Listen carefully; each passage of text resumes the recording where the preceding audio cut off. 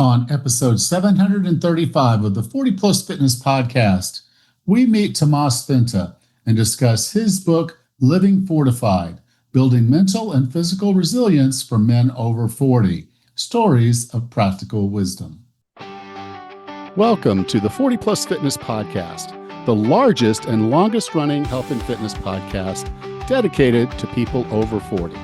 Whether you're looking to lose weight, get stronger, or improve your health and age better, this podcast is for you. I'm your host, Coach Allan, an online health and fitness coach and author of The Wellness Roadmap. Each week, we dive into practical tips, expert advice, and inspiring stories to help you take control of your health and fitness. If you're ready to look, feel, and perform your best, no matter your age, this podcast is the perfect place to start. Let's get you on the path to a healthier, fitter, and more energetic version of yourself. I hope you'll join us each week, and together we can unlock your full potential.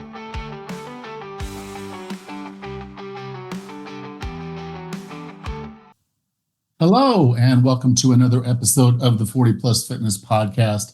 I'm your host, Coach Allan. I hope you're having a wonderful day and a great week. Our guest today, Tomas, is awesome. I really enjoyed this conversation, and I know you will too. Our guest today is an online strength and movement coach helping people over 40 build functional strength, move better, and live without physical limitations. He is the creator of the Fortified YouTube channel, where he shares practical tools to stay strong, mobile, and pain-free for life. His mission is simple: to empower you to move with confidence and age on your own terms. With no further ado, here's Tamas Finta. Tomas, welcome to 40 Plus Fitness. Hi, Allan. Thanks for having me.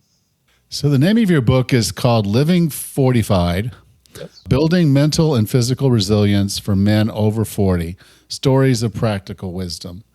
And there's two things I kind of trigger on. I'm like, I'm as easy as a fish. You wave these in front of me and I'm going to just take that bite, So one of it is lists. The other is just a quote that I stop, it just kind of gets my attention. I'm like, okay, I have to write that down, that kind of thing. And you had one of those quotes in the book that I just want to repeat here because I think it's brilliant. And you said, knowledge alone doesn't create change. Information without application remains merely potential energy. That's right. I love that. Thank you. Because so many times, we'll read the stuff, we'll know the stuff. We aren't applying it. We aren't doing it. Yep. And that's the fundamental difference. I agree. So I think we can agree that information today is very accessible and it's in abundance. It's just a keystroke away on your laptop or phone, right? So, and I think that this can present the problem. It used to be simple. You used to listen to or follow 3-4 people in the world. Everyone trained like Arnie in the 80s. Yeah. If you do martial arts, you did what Bruce Lee or Jackie Chan was doing. But nowadays you put a training program in Google, and then good luck. So you'll be more confused than ever before in your life. So so the trouble is that, yes, the information is all there, and while it's overwhelming, it's very confusing, and it's like a big food court when you're hungry. So you spend 50 minutes trying to decide what to eat because there's so many options, right? So just whatever it is that you find or decide to do, just stick with it, follow through. Obviously, make sure that the source is credible and the program is appropriate for your situation. But just don't overcomplicate it. Just use the information, do the whole 8 weeks, 10 weeks, 12 weeks, whatever it is. And then if you don't like it, fine. Then you can look at some other things. But just don't get lost in the jungle of information. Yeah, there's a lot of information. I totally agree. It used to be like you'd get one muscle and fitness magazine per month, and we'd all be tearing through it, and that by the time that month was over, that magazine would be so ratty and used. Yeah. And we're all doing the same program because that was the program for the month, and exactly. It kind of created this natural, if you will, periodization, because until the next magazine episode, magazine came, there wasn't really anything else that you wanted to do. Yeah. And then, then now the new magazine came out, and now we're doing hundreds. So everybody's doing hundreds. Yeah. I've been there, done that, Allan. we similar age, I'm guessing. So yeah, I remember those days. Yeah. So in your words, what does living fortified mean? So it can mean different things to different people. Let me explain. I've worked with a gentleman who's got Parkinson's. So I worked with him for 8 years. He was in a group with other Parkinson's patients in a support group. And today he's 69. Only 2 of them are alive. And he's the only one that can still be left home alone to feed himself, to get to the toilet. Everyone else is gone. We trained 3 times a week for 8 years. And that is the only difference between him and all the other participants of that group. So for him, Living Fortified means he can be at home alone without supervision. He can go to the kitchen, get an apple, and that is huge. And we work so much on making sure that if he falls, which he does a lot, he can get back up. So essentially, I used a modified version of the Turkish get up, and we developed strategies. I introduced crawling. So it may not be elegant, but you crawl on your hands and knees to the closest chair or sofa, and then push yourself. So we developed all these strategies. So the quality of his life as good as it can be. Now, for you, maybe you're gonna hike the tallest mountain in Panama. For me, hike the Overland Trek, which is a 6-day, multi-day hike in Tasmania. For us, Living Fortified can mean that we can just grab the backpack, with some planning, obviously, and preparation, but we don't have any doubt or fear that we can't complete the challenge. So we go and we'll do it. And for some other guy, might mean to climb up on the ladder and, cut the branch of the tree, not having to call someone else. So it's different for everyone. And that's the physical side. But I think the physical side and the psychological side cannot be separated, because when you have a lot of confidence in your physical abilities, your mental health is better, and vice versa. So the two are so interrelated that I don't see how we can talk about being fortified only from a physical or just from a mental perspective. Yeah. Now, in the book, you profiled or interviewed basically. I'm gonna call them exceptional people. I agree. They're men that have done. They're men that have done exceptional things and continue to do exceptional things. Some of them well into over their 60s and 80s and 70s now. Yep. Yeah, that's the whole point. Is these folks became exceptional at one point in their life, and they've pretty much stayed there by doing the hard things. And so the first one that I wanted to talk about was Scott Sonnen, and he talked about the 3 primary causes of injury, because I think a lot of the reasons a lot of us stop doing stuff is, we get hurt. And then because it hurts, we don't want to do it. And then we don't want to get hurt again, so we don't want to do it. And then that puts us on this spiral downward of not doing the things. Because again, your client there, he falls. That hurts, and so he doesn't want to fall again. Well, his only option is to go someplace where he wouldn't have the opportunity to fall, and he doesn't want that for himself. So, talk about the 3 primary causes of injury. Sure. So just to be accurate, I learned about those 3 categories from Scott Sonnen's book. The idea does not come from Scott Sonnen, but it's been around for a while. But essentially, and I'm talking chronic pain, chronic injury pain, not acute. So when we don't know the origin of the pain, one day your back starts hurting, or your shoulder starts hurting on your second bench press repetition. So whatever that is, I'm talking about this kind of discomfort and pain. So let's start with misuse. So obviously, modern world, we are not really forced to exert ourselves for dinner and lunch and the whole other things. Very comfortable, very convenient. So we don't actually use our bodies the same way humans used their bodies, hundreds and thousands of years ago. And the brain considers lack of movement as the new norm.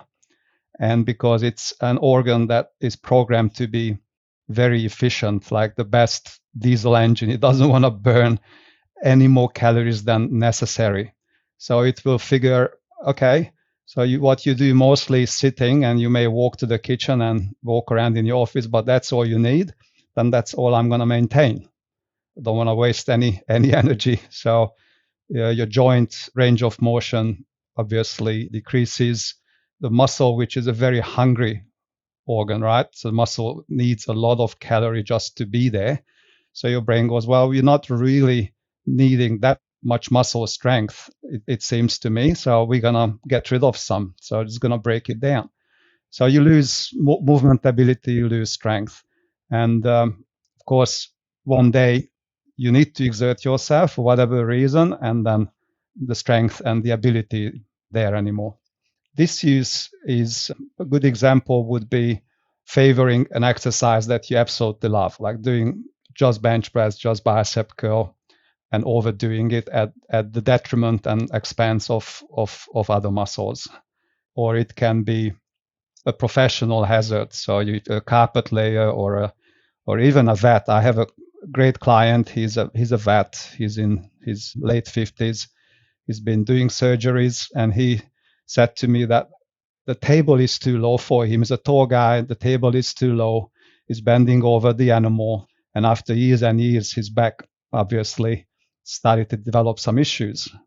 And so that's a form of disuse. And you can think of as many professions as you want. You're going to find positions and work processes that are not healthy if you do it in a repetitive fashion every single day. And then we have overuse, which again, overtraining is a good example. So it's probably what I go back to my bicep curl and bench press example. I would probably put that in this box. And also all the professions where a painter will just use the dominant arm to go up and down for 8-9 hours a day. And and the shoulder starts to hurt. Well, we know it's an overuse issue because those muscles work way more than they should. So these are the three categories. And in my experience working with many men over 40, this is the time when these issues come to the surface most often. We get through our 30s pretty okay. And then over 40 and definitely over 50, we're going to start to pay the price for all of these three things. Well, the good news is once we recognize the cause, we can actually start doing something about it, at least from a perspective. Maybe not stop. He can't stop painting because it's his job, but he can do other exercises and do some other things during the day that help alleviate that repetitive pressure and kind of bring more balance to his body, so he's less likely to injure himself. Exactly. One of the guys that you brought on, I'm a huge fan, so I fanboy a little bit on this one. But Dan John, anyone that knows this is in this industry or knows in this industry knows who Dan John is. But in the book, he brought up something very interesting because I hadn't listened to anything he had said about longevity. Mm-hmm. I know, because again, he's strong guy. He's Highland Games guy. He's that guy. So you just see him just lifting big stuff and teaching other people how to lift big, heavy stuff. Yeah. But then you find that one of his core passions in his life is longevity. Mm-hmm. Can you talk a little bit about his view on longevity? Sure. So what really struck me with when talking to Dan John is how much he believes in the little things, because we tend to think all these strong guys lifting heavy and often labeled as the gurus of the fitness industry. Not a great word, but that's what's being used most of the time. They don't get to talk about what really makes this all work, and those are the little things. So going for that walk, it's not a waste of time. Please go for a walk anytime you can. People think, oh, but that's not exercise. It's not enough. It is exercise, and it can be more than enough for some people. doing drinking water first thing in the morning. Super simple things. So don't rush to the coffee machine or the door or to your phone or laptop. Just drink that glass of water. It's not hard. You just it might be hard for the first 7 to 10 days. After that, you won't even think about it. It will work on autopilot. Go to the dentist. So it's basically all prevention. Prevention is a much better strategy than rehabilitation when it comes to anything, right? So if it's your car, do the servicing, and then you won't have to pay thousands of dollars on the repair. If it's your body, do the little things, and then you don't have to spend thousands of dollars on doctors and chiropractors and physios and whatnot. So I think the main message from Dan John is prevention is a much smarter strategy than fixing problems. Yeah. And again, other than it being Dan John, I think one of the things I found most impressive about that interview was that his why for why longevity is important. He said his family's not so long-lived, but he has a granddaughter and he wants to be around. He's already in his 60s. He wants to be around to dance at her wedding. I think that look forward to that event and what that's going to mean, and in him using that as the vision and the why to drive him to better health behaviors is also really, really cool. I'm very glad, Alan, you mentioned that, and you definitely did grasp the real message there. That we need to find out why. That's very, very important, because essentially knowing the why is what keeps you motivated. So motivation doesn't come from, trying to get motivated, sitting every day in your car. Today is the day I'm going to get motivated and start. So motivation builds because of the habits, because of the consistency and the results you're seeing. That's what builds the motivation. It's a chemical outcome. Your body produces all the positive hormones, right? So when you move, when you exercise, and you are motivated to feel that high again, no one is motivated before this starts. So I think it's important that people don't wait for the motivation to come. It can't come from an external source. Just get started, and then the motivation will build. I'd rather call it momentum. I like the word momentum, and it organically happens when you're absolutely clear about your why. Why are you doing this for a family? You want your spouse to be proud of you, or look up to your kids, look up to you, be a role model for your kids, or your friend. Maybe your friend needs to exercise, and you just go along the ride to support them, because otherwise they won't do it. So whatever that why is, that why is the fuel. That's very important. Yeah. Now, the next one I wanted to talk about was Tim Anderson, and he brought up something, and you mentioned it earlier. Your client crawling is getting from where they fell to a place where they can have something to grasp to help them get back up to their feet. Crawling is intriguing for me because we crawled before we walked, before we ran. Yes. But we stopped crawling as soon as we started walking. Well, crawling is not as efficient as walking to get from A to B. But I think that's one of the things is you kind of mentioned in that interview that this might be another, we talk about the ways of lifting effectively. So, there's the push, the pull, the hinge, the carry, but crawling, I think, probably should be a part of that family. Oh, I absolutely agree with you. It is the biggest bang for your buck. Like, it costs $0 to do it. You don't have to have a gym. Even if you have a small room, you can go backwards for 5 minutes without putting your knees down. And I dare you say that 5 minutes is not enough to exercise. I dare you anyone say that. Yeah. If you can crawl for 5 minutes uninterrupted on your hands and toes, your knees not touching the ground, you do that for 5 minutes without stopping, I'll put you into the fit person's basket. Yeah, of course, social media knows us better than we know ourselves in some cases. And so the other day, they actually showed me an ad, and I just sat there and kept watching the video because it was a guy, he was probably like 42 years old. And that it was all a crawling workout where he was literally on all fours in a crouched position, like to crawl. Yeah. And he's tapping his shoulders and he's, kicking his legs and I'm like, 95% of people that are 20 can't do what this guy is doing.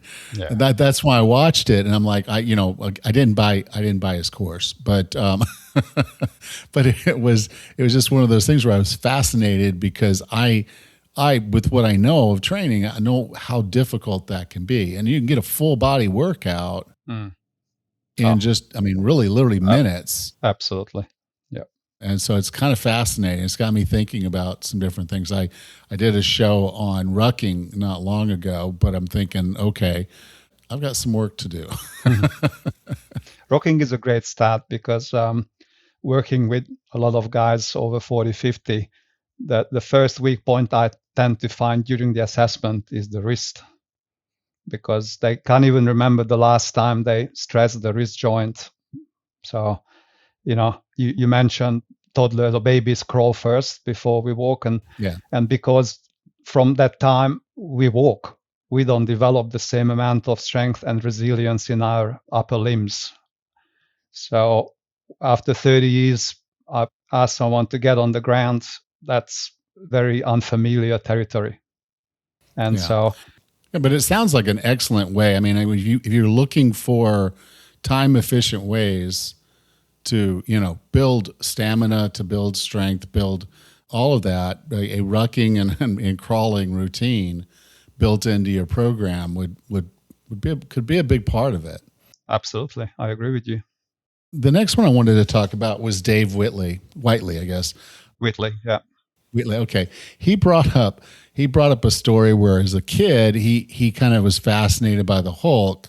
And so he's tearing through the newspaper because, we all know back in the day, there was all these classified ads and, now all that's online. But he was going through the classified ads trying to find somebody that was selling gamma radiation. Yes. He could get big and strong like the Hulk. And then he watched Pumping Iron, which I think affected everybody in that generation that was a young man. Because we all saw it. It's like, holy crap, this is actually possible. Real human beings are doing this right now. And so it kind of, was a paradigm shift in the way I think a lot of people thought about what the human body was capable of. Mm-hmm. But it also changed his mindset of, okay, this is not, there's not an easy button. These guys didn't just get there by a flash of green light, green radiation. They had to do some work. Can you kind of talk about that a bit? Because I think we all want an easy button, but absolutely. Absolutely.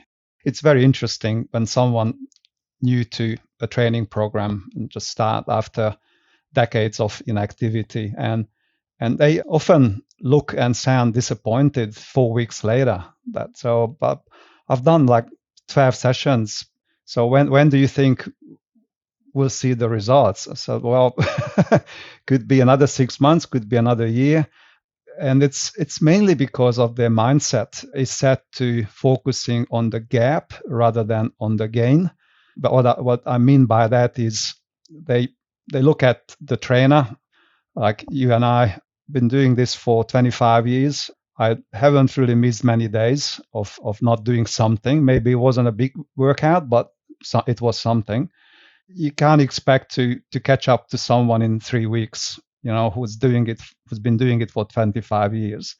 And yes, the workouts are hard and they feel like they're entitled to seeing some huge results in a very short period of time, because going from nothing to 3 sessions a week is a huge step up in activity. And I'm investing all this energy and time. I'm owed some sort of an outcome.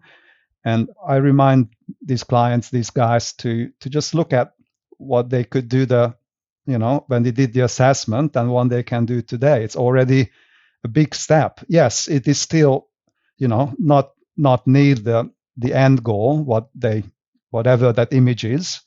But I always encourage people to focus on the gain, on the little gain, on little, milestones, rather than how far that image is, which any coach will tell you that image shifts. So as you get closer, your desired outcome moves further away from you because your expectations are different now. You want that outcome to be much greater than your previous your initial expectation was. And everything else is quite easy these days. You can get things with a press of a button. So unfortunately, it's not that easy to rebuild a body, but I think it's actually a lot easier than most guys think, and it's faster to rebuild it than it will take less time to rebuild it than it took to lose it. So if you lost strength last 10 years not doing anything, you will not need 10 years to get, like Dan John talks about this. You will not need 10 years to get better. Yeah. Well, I would just tell them, could you see your mitochondria before you started? And the answer is no. Exactly. And it's like, but you've added mitochondria. Your energy systems are a lot better. You're able to go through 4 sets right now instead of the 2 sets we started at. And your weights have gone up as you've learned the exercises and now are beginning to build the neuromuscular connections with the better energy system. And so you're more powerful, you're stronger, you're more capable today than you were a month ago.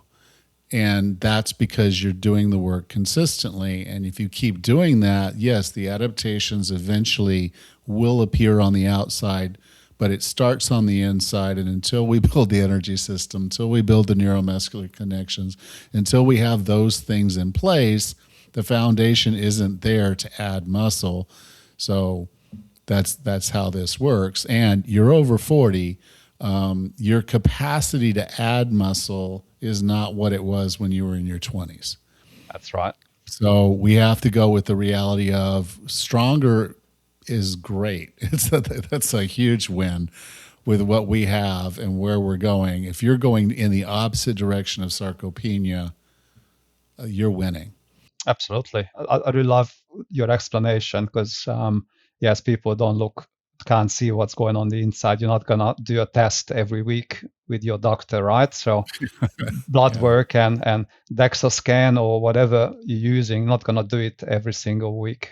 And just one thing to add, you said building muscle. I think that's definitely important. And for most guys, it's definitely an important goal. But the improvement in your movement ability and body awareness is almost instant. And I want people to actually stop for a second and appreciate how simple movements now feeling much easier than before, because muscle will come last, like you said. But there's a lot of other awesome stuff will happen that should not be discarded. Yeah. Well, number one, by learning to move better, they're usually moving and feeling less pain. That's it. I've had clients tell me I can't squat because of my knees. I'm like, you can't squat because you don't know how to squat. Let's figure this out. And then I sit there and teach them how to squat. And they're like, I used to get up in the morning and my knees hurt just getting out of bed. And it's like, they're not hurting anymore. I'm like, because now you know how to squat. You're using your glutes. You're using your glutes. You weren't using them before. And so just those little things can make a huge difference in their quality of life. So glad you brought that up. Great example. Yep. So the next one was Jeff Wilson, and he, again, you put a quote in there. I have to read the quote. Start small, choose one minor challenge, face it directly, and overcome it completely. As you conquer these smaller obstacles, you'll build the confidence needed to tackle progressively larger challenges. Mm-hmm. So talk a little bit about the whole starting small, because I think people we talked about the easy button, the gamma radiation, all the things. People want to take that big step. When am I gonna, be squatting 350 or three, whatever. I might go back to your earlier example of that guy who was doing all the animal movements, selling that program. That's a good example.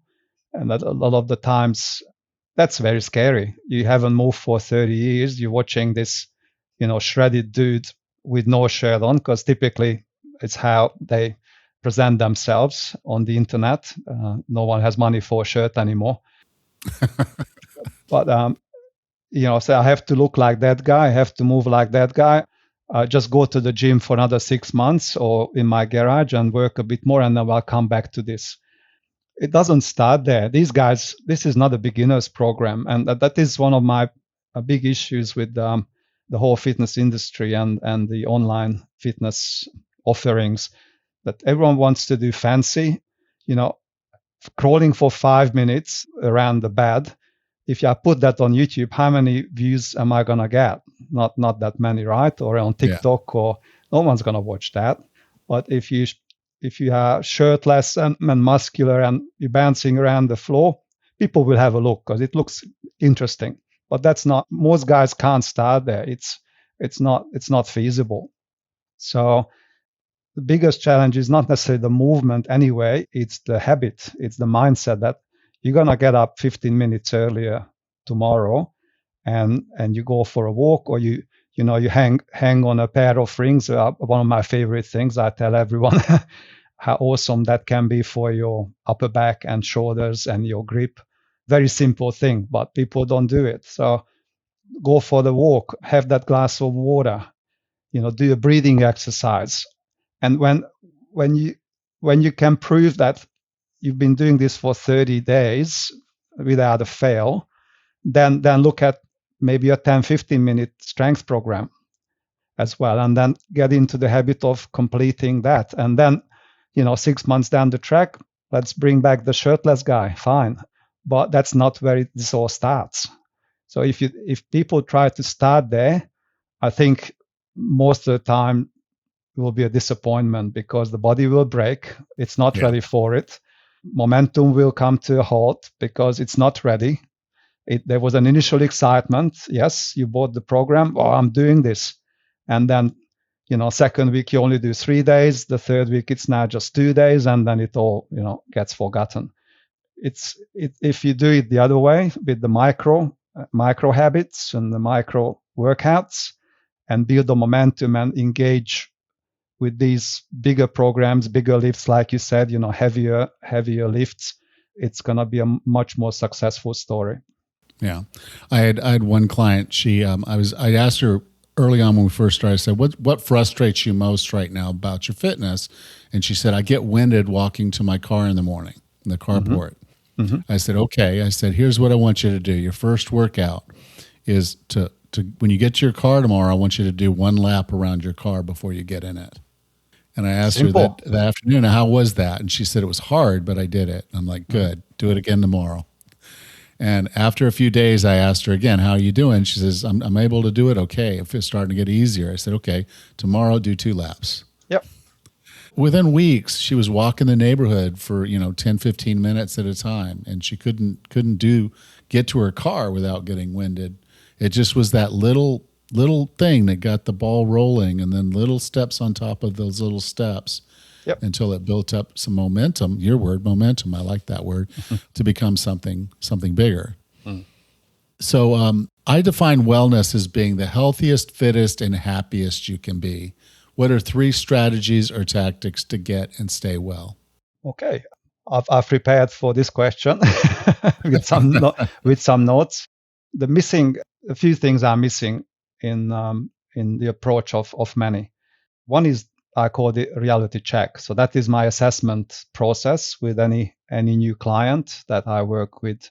We do the reality check. So us guys, especially if you had in the past you had played sport or went to the gym for quite a few years, that image is still very much alive in our mind, and we like to say, yeah, well, I'm not that far from that. I haven't done much in the last 30 years, but I used to do that. And so establishing a realistic baseline is super important. Why? One reason is to prevent injuries, because if you go back to the workout you did in college, after 30 years, you might find yourself in the waiting room of the physio very quickly.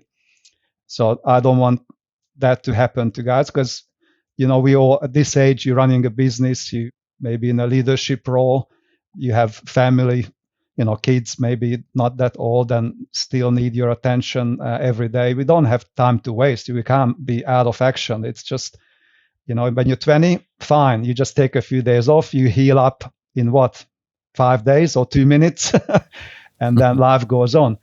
We don't heal up in 5 minutes anymore. So I don't want guys to waste their time feeling, being in pain and going to get treatments. And the other one is the psychological side, the disappointment. So if there's no realistic baseline, your training doesn't progress the way you imagine it would progress, you get disappointed, frustrated. You look at other people doing better. You don't know their history. You don't know their situation. So I really want guys to not look at the other guys in the gym or wherever they go. They don't compare themselves. Oh, I should be able to do that. No, you don't have to be able to do that. You do you. He does him. You do you. And as long as your tomorrow you is doing better than your yesterday's you're moving forward. And that's the only thing they should focus on, nothing else. So one thing is baseline. So get your reality check first. Second is consistency. Like you mentioned it as well. However little you do, if you do that all of the time, it will compound, just like your investment. I think most people understand the concept of compounding. That's exactly how the body works, how movement works. If you do a little bit every day, after 1 year, those 5 minutes a day will be 365 times 5. So you say 5 minutes is just not worth the effort. It absolutely does. It is very much so. So 5 minutes a day after 1 year, you'll be a different person, I guarantee. My next book will be about this. I call it the micro method. So it's the 45 micro method that explains how this works. The third one is having strategy. So what do I mean by that? If you know exercises and you gather your information from the internet, you have ingredients. So what's the difference between a 2 Michelin star chef and me? I have the ingredients, I put them together, and the dish tastes really bad. The Michelin star chef puts the same ingredients together, and it's the best thing you've ever tasted because they have a strategy. They know how to put those ingredients together to get that awesome dish. So don't just go and pick exercises from wherever. If there's no strategy, no knowledge around it, that probably not going to be very successful or can potentially hurt yourself. There was this famous story. People tell it with different things. I remember it with a stranded car. It's a guy in the middle of the desert. Car's broken down. Calls this mechanic on a Sunday. He leaves the family, leaves the lunch, comes out, leans over the engine, tightens something, car starts. And he goes, so how much do I owe you? It's $500. $500? It took you 30 seconds to tighten one screw. Because I want an itemized bill. I said, yeah, sure. So he writes it down, hands him the paper. The guy reads it, smiles, pays him $500. And on the note, it said, tightening screw $1, knowing which screw to tighten $499. Exactly. So I don't think it's a great idea for anyone who is not a professional coach to decide what exercise and how to program, because when you train yourself, they say your trainer is stupid. So I regularly ask opinion from my other friends who are coaches to look at some movements, because just want to make sure you can't see yourself, so you don't know if you're doing it right, even when you think you are. So take advice from someone who is qualified to give advice. There you go. Okay, so Tamas, if someone wanted to learn more about you, learn more about the book Living Fortified, where would you like for me to send them? Sure. So the website is fortifiedsmenshealth.com.au is where you can find more information, can purchase the book. And if you think you want to have a chat about where to start, how to start, there's a link there to book a call with me as well. Excellent. And 45 Fortified is 40 FIED. FIED. So kind of a play on words. So not just the word fortified, but 40 needs it often needs explaining, especially over the phone. Yeah. People hear 45. Yeah. But exactly. I'm very attached to it. And when people understand it and get it, oh, it's fantastic. I said, yes, but it's such hard work to explain it sometimes.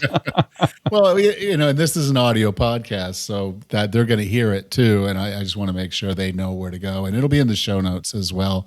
Think about fortified wine. Yeah. If you look on your player there, you're gonna see the link in there. Sure. Tomas, thank you so much for being a part of 40 Plus Fitness. It was an absolute pleasure, Alan. Thank you very much for your time. Thanks for having me. If you enjoyed today's show, take a moment to subscribe so you don't miss the next one. And if you would, please leave us a rating and review on your podcast player of choice. Next time on the 40 Plus Fitness podcast, we bring back David Frost and discuss his book, Strong to Save, Your Gen X Imperative to Die Harder and Later. Until then, have a happy and healthy week.